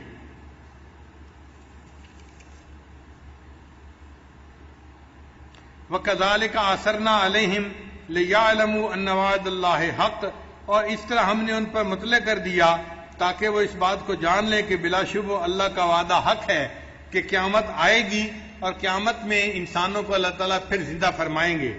وَأَنَّ السَّاعَةَ لَا رَيْبَ فِيهَا، اور قیامت میں آنے میں کوئی شک نہیں ہے. اِذْ يَتَنَازَعُونَ بَيْنَهُمْ أَمْرَهُمْ، جب وہ لوگ اپنے درمیان ان کے بارے میں جھگڑ رہے تھے. فَقَالُوا ابْنُوا عَلَيْهِمْ بُنْيَانًا، سو انہوں نے کہا کہ ان کے اوپر ایک عمارت بنا دو. ربهم اعلم بهم، ان کا رب خوب ان کو جانتا ہے. قال الذین غلبوا علی امرہم، کہا انہوں نے جو اس معاملے میں غالب آئے، لنتخذن علیہم مسجدا، ہم ضرور ان کے اوپر مسجد بنائیں گے، یعنی نشانی کے طور پر انہوں نے ان کے اوپر مسجد بنا دی۔ آگے فرمایا سیقولون ثلاثۃ رابعہم، کچھ لوگ یوں کہیں گے کہ وہ 3 بندے تھے اور چوتھا ان کا کتا تھا۔ وَيَقُولُونَ خَمْسَةٌ سَادِسُهُمْ كَلْبُهُمْ، اور کچھ لوگ کہیں گے کہ وہ 5 تھے اور چھٹا ان کا کتا تھا۔ رجمًا بالغیب، یہ سب اٹکل پچو لگا رہے ہیں۔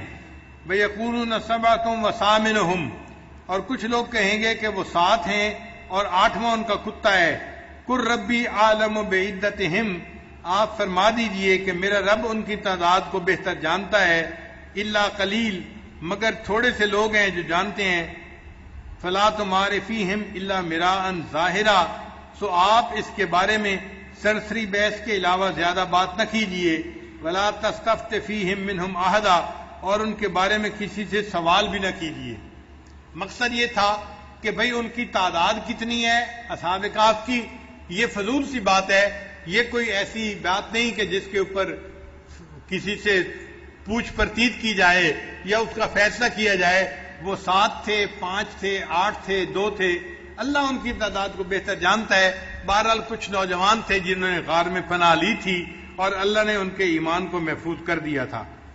پھر اتنا واقعہ سنانے کے بعد اللہ تعالیٰ اپنے پیارے حبیب صلی اللہ علیہ وسلم کو سمجھاتے ہیں، فرماتے ہیں وَلَا تَقُولَنَّ لِشَيْءٍ إِنِّي فَاعِلٌ ذَلِكَ غَدًا، اے میرے محبوب صلی اللہ علیہ وسلم، کسی چیز کے بارے میں آپ ہرگز یوں نہ کہیں کہ میں اسے کل کروں گا، مگر یہ کہ الا ان یشاء اللہ، کہ اس کے ساتھ اللہ کی مشیت کا ذکر بھی کریں کہ اللہ چاہے گا تو میں کل کروں گا، کیونکہ کرنے والا تو اللہ ہے نا، اختیار تو اللہ کا ہے۔ اللہ تعالیٰ اپنی کبریائی بھی دکھانا چاہتے تھے کہ معاملہ تو میرے ہاتھ میں ہے، جو چاہوں وہ میں کروں گا۔ تو آپ اگر کوئی بات کریں تو کہیں کہ اللہ چاہیں گے تو میں کل کروں گا۔ وَاذْكُر رَبَّكَ إِذَا نَسِيتَ، اے میرے محبوب جب آپ بھول جائیں تو اپنے رب کو یاد کریں۔ وَقُلْ عَسَىٰ أَن يَهْدِيَنِ رَبِّي لِأَقْرَبَ مِنْ هَٰذَا رَشَدًا، اور آپ یوں کہہ دیجئے کہ امید ہے میرا رب مجھے وہ بات بتا دے گا جو ہدایت کے اعتبار سے اس سے قریب تر ہے۔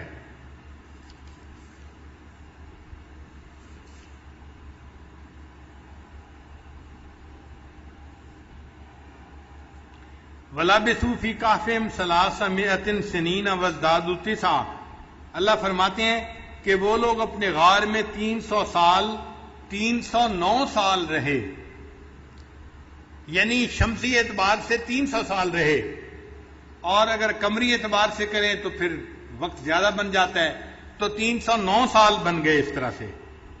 قُلِ اللَّهُ أَعْلَمُ بِمَا لَبِثُوا، اللہ ہی خوب جاننے والا ہے کہ وہ کتنی مدت رہے۔ لہو غیب السماوات والارض، اللہ کو آسمان اور زمین کے غیب کا علم ہے۔ اب صرف ہی واسمع، وہی دیکھنے والا ہے اور سننے والا ہے۔ ما لہم من دونہ من ولی، ان لوگوں کو اس کے سوا کوئی مددگار نہیں۔ ولا یشرک فی حکمہ احدا، اور وہ اپنے حکم میں کسی کو شریک نہیں فرماتا، یعنی اللہ اپنے حکم میں کسی کو اپنا شریک نہیں بناتا، صرف اللہ ایک ہی ہے جس کا حکم چلتا ہے، اس میں کوئی اس کا دوسرا شریک نہیں ہے۔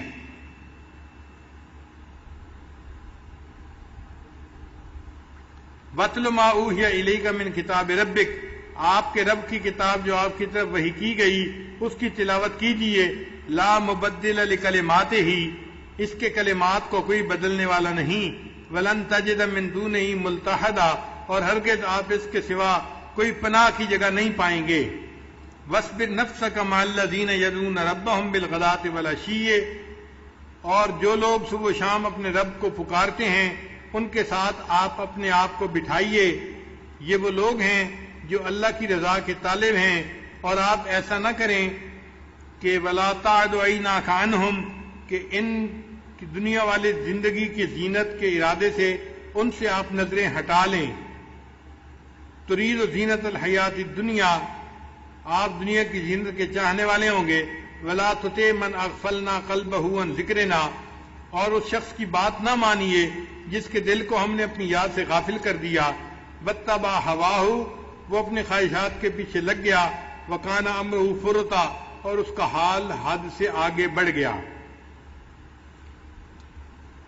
مکہ کے مشرکین نے نبی علیہ الصلوۃ والسلام کو ایک پیغام دیا تھا کہ یہ جو ایمان لانے والے لوگ ہیں نا، حضرت بلال عنہ جیسے اور دوسرے حضرات جو تھے، یہ سب غریب غربا لوگ ہیں، اور ہم اپنے وقت کے بڑے بڑے سردار لوگ ہیں، ہمیں آتے ہوئے اور آپ کے پاس آ کر بیٹھتے ہوئے محسوس ہوتا ہے، شرم آتی ہے، غیرت آتی ہے، ہم اتنے غریب قسم کے لوگوں کے پاس آ کے کیسے بیٹھیں؟ آپ ان کو اپنے پاس سے اگر ہٹا دیں تو پھر ہم آپ کے پاس آئیں گے، آپ کی بات کو سنیں گے۔ تو جب انہوں نے یہ پیغام بھیجا، اللہ رب العزت نے آیت اتار دی، اے میرے حبیب صلی اللہ علیہ وسلم، یہ مکار لوگ ہیں، یہ مشرکین کے جو سردار ہیں، آپ ان کی دنیا کی حیثیت کا ذرا خیال نہ کیجئے، اور جو آپ کے پاس لوگ ہیں، آپ ان صحابہ کے پاس بیٹھیے، یہ ایمان کے ساتھ اپنے دلوں کو بھرنے والے لوگ ہیں، آپ ان میں اپنا وقت گزاریے اور ان کو اپنی صحبت عطا فرمائیے۔ فرمایا قل الحق من ربکم، آپ فرما دیجئے کہ حق تمہارے رب کی طرف سے ہے، فمن شاء فالمؤمن، تو جس کا جی چاہے وہ مومن ہو جائے، ومن شاء فلیکفر، اور جس کا جی چاہے وہ کافر رہے، انا اعتدنا للظالمین نارا، بے شک ہم نے ظالموں کے لیے آگ تیار کر رکھی ہے، احاط بہم سرادقها، اس کی دیواریں گھیرے ہوئے ہوں گی ان کو جہنم میں، وَإِن يَسْتَغِيثُوا يُغَاثُوا بِمَاءٍ كَالْمُهْلِ يَشْوِي الْوُجُوهَ، اور جب وہ فریاد کریں گے تو انہیں پینے کے لیے ایسا پانی دیا جائے گا جو تیل کی تلچھٹ کی طرح ہوگا، اور وہ منہوں کو بھون ڈالے گا، یعنی اتنا گرم ہوگا کہ جب جہنمی اس کو پینے لگیں گے تو ان کے ہونٹ جل جائیں گے۔ بئس الشراب، پینے کی کتنا برا مشروب ہے، وساعت مرتفقہ، اور وہ دوزخ آرام کی بری جگہ ہے۔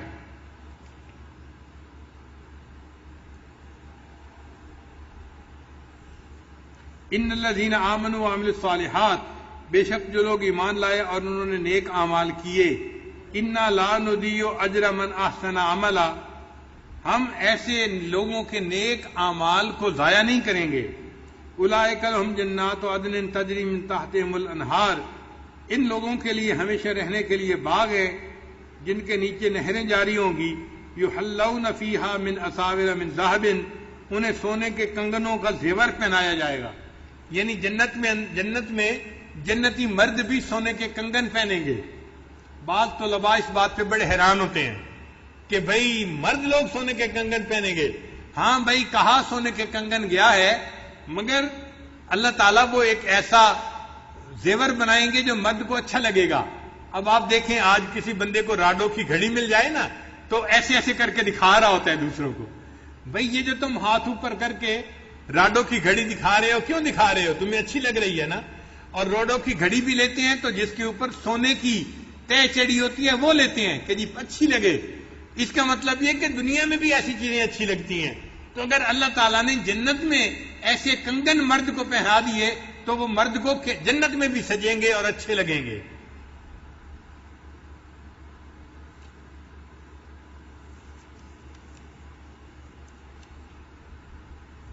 وَيَلْبَسُونَ ثِيَابًا خُضْرًا مِّن سُنْدُسٍ وَإِسْتَبْرَقٍ مُّتَّكِئِينَ فِيهَا عَلَى الْأَرَائِكِ، اور یہ لوگ سندس اور استبرق کے کپڑے پہنیں گے، جنت میں چارپائیوں پر تکیے لگائے ہوں گے۔ نعم الثواب، بہت اچھا بدلہ ہے۔ وحسنت مرتفقہ، اور آرام کی اچھی جگہ ہے۔ تو یعنی جو لوگ ایمان نہیں لائیں گے وہ جہنم میں جائیں گے اور ان کے لیے ٹھکانہ برا ہوگا، اور جو لوگ نیک اعمال کریں گے اللہ تعالیٰ ان کو جنت عطا فرمائیں گے، اور وہ جنت میں اللہ کی نعمتوں میں ہوں گے، اور ان کے لیے جنت بہترین ٹھکانہ ہوگی۔ یہاں تک اصحاب کہف کا جو قصہ تھا وہ پورا ہو گیا۔ اب اس کے بعد اگلا قصہ ہوگا، لہذا اس قصے کا درس ہم انشاءاللہ کل تک موقوف رکھتے ہیں۔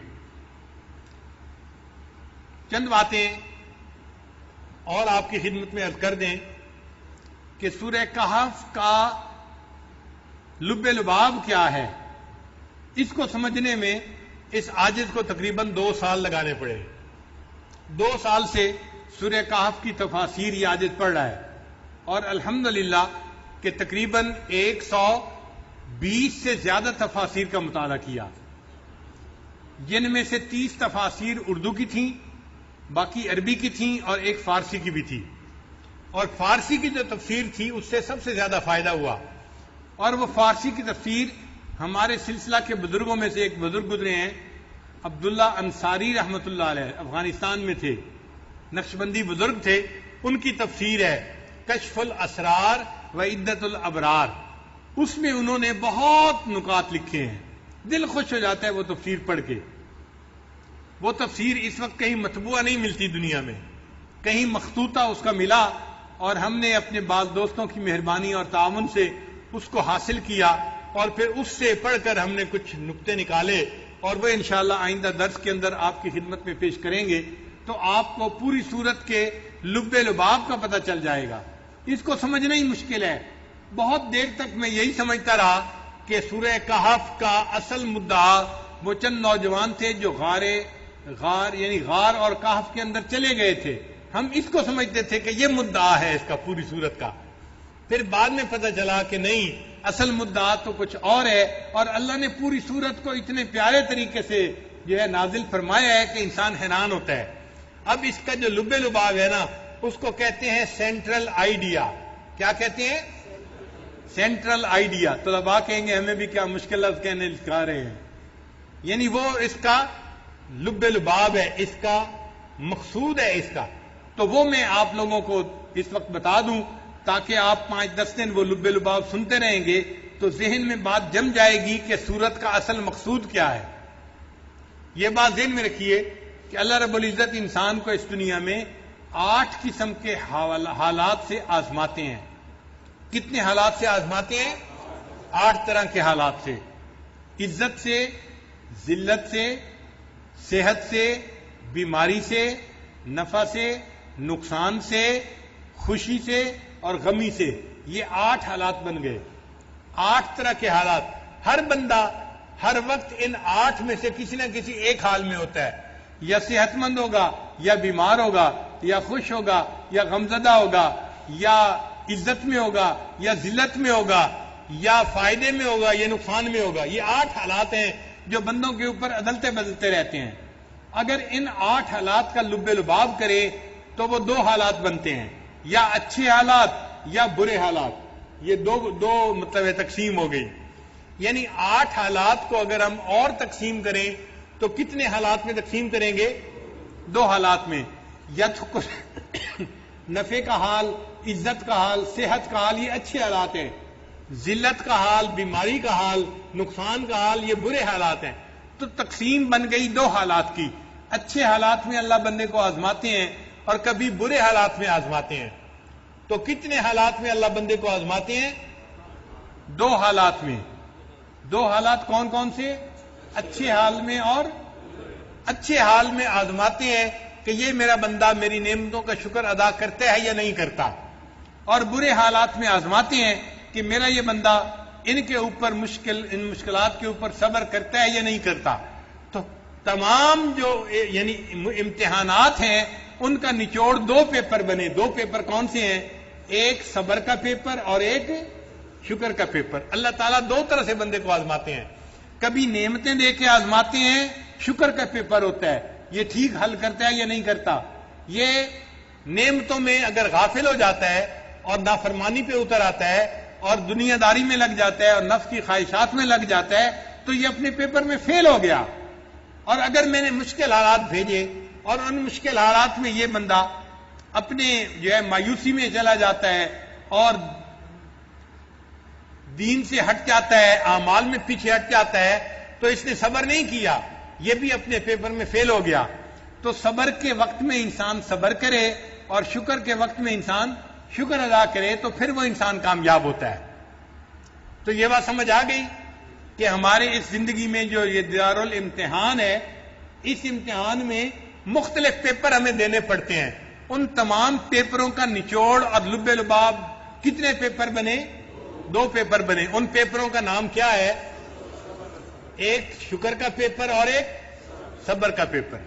یہاں تک بات اچھی طرح سمجھ آ گئی۔ اب اس سے اگلی بات سمجھیں۔ اللہ تعالیٰ نے جب حضرت آدم علیہ السلام کو پیدا فرمایا تو اللہ تعالیٰ نے بھی ان کو ان دونوں پیپروں میں آزمایا. ایک تو ان کو جنت میں رکھا کہ شکر ادا کریں، نعمتیں تھیں، اور ایک اللہ تعالیٰ نے ان کو ایک درخت کا پھل کھانے سے منع فرما دیا. یہ صبر کے پیپر تھا. تو کتنے پیپروں میں آزمایا آدم علیہ السلام کو؟ کون کون سے پیپر تھے؟ صبر کا اور شکر کا. تو شکر کے پیپر میں تو آدم علیہ السلام کامیاب ہو گئے، لیکن جو صبر کا پیپر تھا نا، اس میں شیطان نے قسمیں کھا کے ان کو دھوکہ دے دیا. وقاسمہما، قرآن کہتا ہے کہ شیطان نے قسمیں کھا کے کہا کہ آپ اس کو کھا لیجئے، اور وہ بھول گئے تھے اس وقت کہ میں نے اللہ سے وعدہ کیا ہوا ہے کہ میں نے اس کا یہ پھل نہیں کھانا. اب چونکہ بھول ہو گئی تھی اور شیطان نے قسمیں کھائی تھی، اعتماد کر لیا تھا، اس لیے انہوں نے وہ پھل کھا لیا، اور جو صبر کا پیپر تھا اس میں پھر کامیابی نہ ہو سکی. اب جب صبر کے پیپر میں کامیابی نہ ہوئی تو اللہ نے ان کو جنت سے اتار کر زمین پر پہنچا دیا. تو یوں آدم علیہ السلام زمین پر اتر آئے اور ان کی اولاد کو زمین کے اوپر اپنی زندگی گزارنی پڑ گئی. اس لیے سورہ کہف کے اندر 5 واقعات ہیں. سورہ کہف کے اندر کتنے واقعات ہیں؟ 5 واقعات ہیں. یہ بہت توجہ سے یاد کرنے والی بات ہے. پہلا واقعہ ہے حضرت آدم علیہ السلام کا. یہ پوری سورہ کہف کا درمیانی واقعہ ہے، سینٹرل واقعہ ہے. یہ ایک قلب ہے پوری سورہ کہف کا. یہ واقعہ کون سا ہے؟ حضرت آدم علیہ السلام کا واقعہ. آیتیں تھوڑی سی ہیں حضرت آدم علیہ السلام کے بارے میں یا ابلیس کے بارے میں، چند آیتیں ہیں واقعہ، اور اس لیے پڑھنے والے لوگوں کی توجہ ہی نہیں جاتی کہ یہ جو تھوڑا سا ہنٹ دیا گیا ہے یہ لب لباب ہے اس پوری صورت کا. ادھر توجہ ہی نہیں جاتی، سمجھنے میں مشکل پیش آتی ہے. تو آدم علیہ السلام کا واقعہ اور شیطان کا بھی اللہ نے اس میں تذکرہ کیا. یہ واقعہ پوری صورت کا لب لباب ہے، اور اس میں اللہ نے 2 پیپروں کا تذکرہ کیا. کون کون سے پیپر تھے؟ صبر کا اور شکر کا. پھر اللہ نے اس واقعے سے پہلے 2 واقعات کا تذکرہ کیا. آدم علیہ السلام کے واقعے سے پہلے کتنے واقعات کا تذکرہ کیا؟ 2 واقعات کا. اور وہ 2 واقعات عوام الناس کے تھے، یہ بھی ذہن میں رکھیں. وہ 2 واقعات کن کے تھے؟ عوام الناس کے واقعات تھے. ایک واقعہ تھا نوجوانوں کا کہف کے اندر جانا، جو آج ہم نے پڑھا، اور یہ واقعہ جو تھا یہ صبر کا امتحان تھا نوجوانوں سے، اور یہ نوجوان صبر کے امتحان میں کامیاب ہو گئے. انہوں نے صبر کیا نا، گھر چھوڑا، رشتہ دار چھوڑے، بیوی بچے چھوڑے، غار میں چلے گئے. انہوں نے تکلیف پہ صبر کیا اور وہ اس صبر کے اندر کامیاب ہو گئے. اللہ نے ان کو اپنے مقبول بندوں میں شامل فرمایا. تو ایک واقعہ ہے نوجوانوں کا، اور یہ نوجوان کون تھے؟ عام نوجوان تھے. ان عام نوجوانوں کا واقعہ ہے، اور یہ صبر کا پیپر تھا، اور اس صبر کے پیپر میں یہ نوجوان کامیاب ہو گئے. پھر اس کے بعد اللہ نے ایک دوسرا واقعہ سنایا صاحب جنتین، ایک بندے کا جس کے باغات تھے. یہ بندہ تھا جس کو اللہ نے خوب مال دیا تھا، پیسہ دیا تھا، صحت دی تھی، غنی بنایا تھا. یہ بھی عام بندہ تھا، کوئی خاص بندہ نہیں تھا، بس پیسے والا تھا، اتنی سی بات تھی. ویسے عوام الناس میں سے تھا. اس کو اللہ نے امتحان میں ڈالا، اور اس کا امتحان کیا تھا؟ شکر کا پیپر تھا. اس کا امتحان کیا تھا؟ کہ میں نے نعمتیں دی ہیں، اے بندے تم میرا شکر ادا کرو. لیکن یہ بندہ مال کی وجہ سے خواہشات نفسانی میں لگ گیا، اور یہ اللہ کو بھول گیا، اللہ پہ ایمان ہٹا بیٹھا. لہذا یہ اپنے پیپر میں فیل ہو گیا، ناکام ہو گیا. تو آدم علیہ السلام کا واقعہ درمیان میں ہے. ان سے 2 پیپر لیے گئے، صبر کا اور شکر کا. اور ان سے پہلے 2 واقعات کو بیان کیا گیا. کون کون سے واقعات؟ ایک اصحاب کہف کا، یہ بھی عوام الناس کا واقعہ تھا. اور ایک صاحب جنتین کا، یہ بھی عوام الناس میں سے ایک بندہ تھا، مگر مال والا تھا. مگر پہلا پیپر صبر کا تھا، اور دوسرا پیپر، پہلے والے بندے کامیاب ہو گئے اور دوسرے والا بندہ ناکام ہو گیا. پھر اللہ تعالیٰ نے آدم علیہ السلام کے واقعات کے بعد 2 واقعات کا اور تذکرہ کیا، اور یہ دونوں واقعات خواص کے واقعات تھے. یہ توجہ رکھیں، پہلے واقعات عوام الناس کے واقعات تھے، اور آدم علیہ السلام کے واقعے کے بعد 2 واقعات بیان کیے، یہ خواص کے واقعات تھے. کون کون سے خواص کے واقعات؟ ایک خواص میں سے سیدنا موسیٰ علیہ السلام کا واقعہ، جو کلیم اللہ تھے، اولو العزم رسول تھے، وہ خواص میں سے تھے، ایک ان کا واقعہ اللہ نے بیان کیا، اور ان سے بھی اللہ نے صبر کا پیپر لیا، اور ان کو بھی کہنے والے نے کہا تھا آپ صبر نہیں کر پائیں گے، اور نتیجہ واقعی کیا نکلا کہ انہوں نے سوال پوچھ لیا، اور واقعی ان کے اس پیپر میں بھی کچھ کمی رہ گئی۔ نبی علیہ السلام نے حدیث پاک میں فرمایا کہ اگر موسیٰ علیہ السلام صبر کر لیتے تو ہمیں اور زیادہ باتوں کا پتہ چل جاتا جو وہ علم والا بندہ ہمیں بتا دیتا۔ تو جو یہ واقعہ تھا یہ خواص کا واقعہ تھا۔ ان خواص میں کون خاص تھے؟ حضرت موسیٰ علیہ السلام جو کلیم اللہ تھے، جو اولو العزم رسول تھے، ان کے اوپر یہ امتحان آیا۔ امتحان تھا صبر کا، مگر واقعی صبر کا رکھنا مشکل تھا، کیونکہ واقعے کی تفصیلات ہی ایسی تھی کہ ایک بندہ ایک کام کو ہوتے دیکھ رہا تھا اور شرعاً بات سمجھ میں نہیں آ رہی تھی۔ ایک لڑکے کو کیوں قتل کیا جا رہا ہے، ایک کشتی کو کیوں سوراخ کیا جا رہا ہے، ایک دیوار کو بغیر اجرت کے کیوں بنایا جا رہا ہے، تو وہ پوچھتے تھے کہ کیوں کیا جا رہا ہے۔ اور اس صبر نہ کرنے پر پھر اللہ تعالیٰ نے اس واقعے کا لب لباب نکالا کہ بھئی دیکھو یہ صبر عوام الناس سے بھی لیا جاتا ہے اور صبر کا پیپر خواص سے بھی لیا جاتا ہے۔ کئی مرتبہ عوام الناس پاس ہو جاتے ہیں اور خواص پاس نہیں ہو پاتے، اور کئی مرتبہ خواص پاس ہو جاتے ہیں، عوام الناس پاس نہیں ہو جاتے۔ تو اصل مقصد بتانا یہ تھا، عام ہو یا خاص ہو، میرا امتحان سب کے لیے ایک جیسا ہے۔ میرے بندو تم سب بندے ہو اور میں تمہارا رب ہوں، لہذا تمہارے اوپر صبر کے امتحان آئے گا، تم نے بندہ بن کے صبر کرنا ہے، اور اگر شکر کا امتحان آئے گا تم نے میری تعریفیں کرنی ہے، میری حمد بیان کرنی ہے، میری اطاعت اور فرما برداری کرنی ہے۔ لہذا آدم علیہ السلام کے واقعات کے بعد پھر دو واقعات بتائے گئے۔ ایک واقعہ حضرت موسیٰ علیہ السلام کا اور خضر علیہ السلام کا ہے، اور دوسرا واقعہ ذوالقرنین، سکندر ذوالقرنین کا واقعہ، وہ بھی خواص میں سے تھا۔ کیوں کہ وقت کا بادشاہ تھا اور اللہ نے ان کو بڑا علم دیا تھا اور اللہ نے ان کو بصیرت دی تھی، اور انہوں نے اللہ کے حکموں کو جو ہے قائم کیا تھا دنیا کے اوپر۔ تو جو دین کو دنیا پر قائم کرنے والا بندہ ہو اور وقت کا بادشاہ بھی ہو تو وہ تو بڑا خاص بندہ ہوتا ہے جو شریعت کو قائم کرنے والا ہو۔ تو لہذا یہ بھی خواص کا واقعہ تھا، اور ان کے اوپر جو امتحان آیا وہ کس کا تھا؟ وہ شکر کا امتحان تھا کہ اللہ نے ان کو دنیا کی ہر نعمت عطا فرمائی تھی۔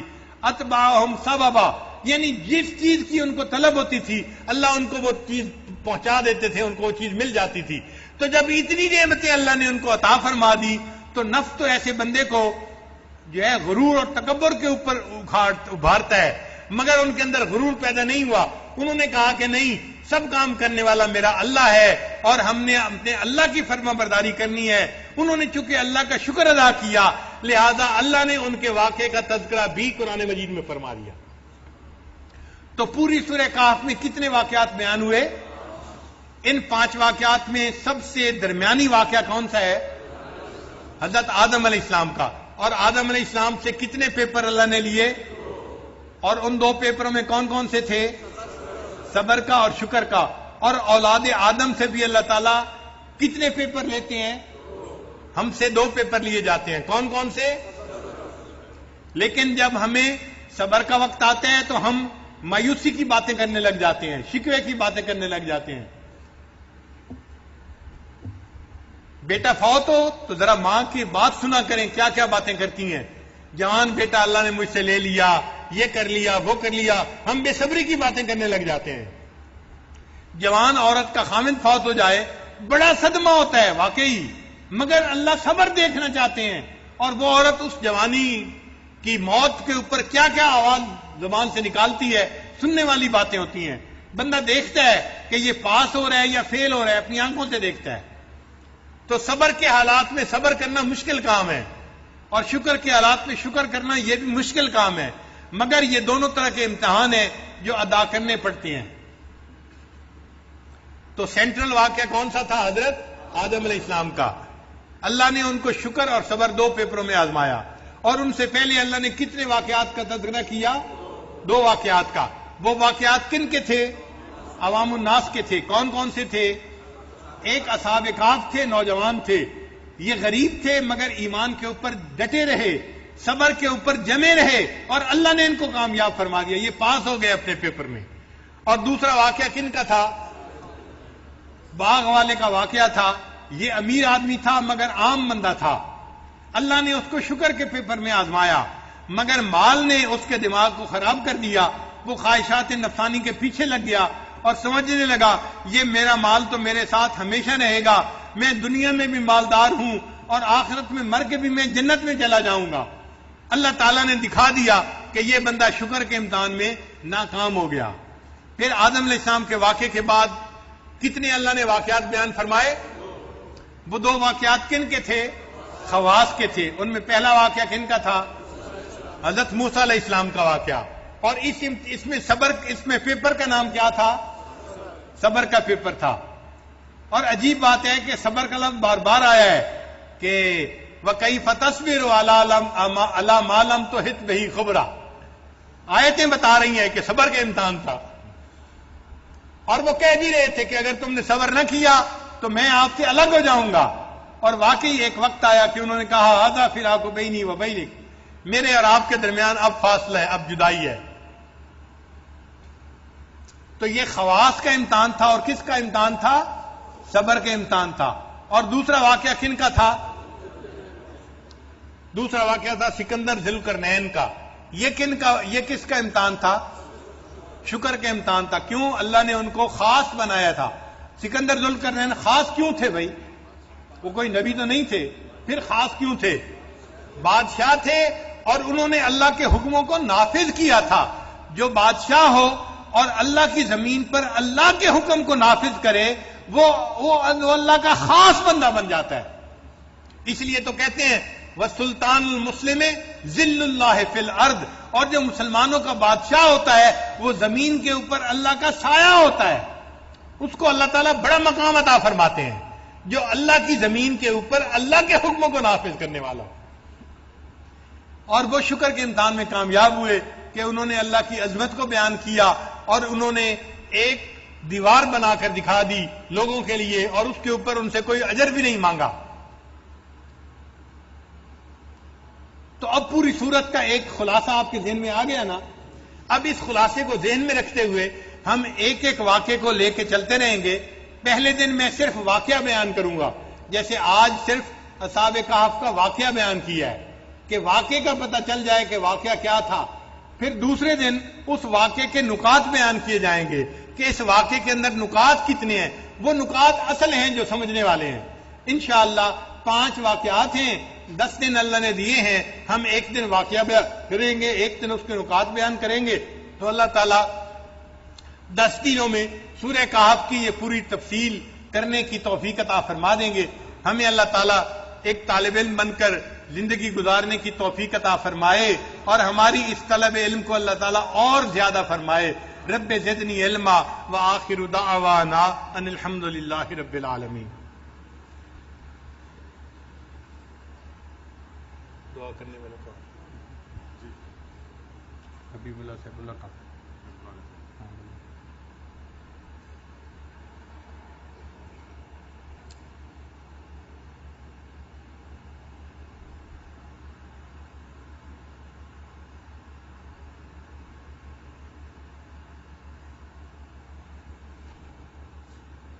آپ حضرات تھوڑی دیر کے لیے مراقبہ کر لیجئے, پھر انشاءاللہ دعا کی جاتی ہے.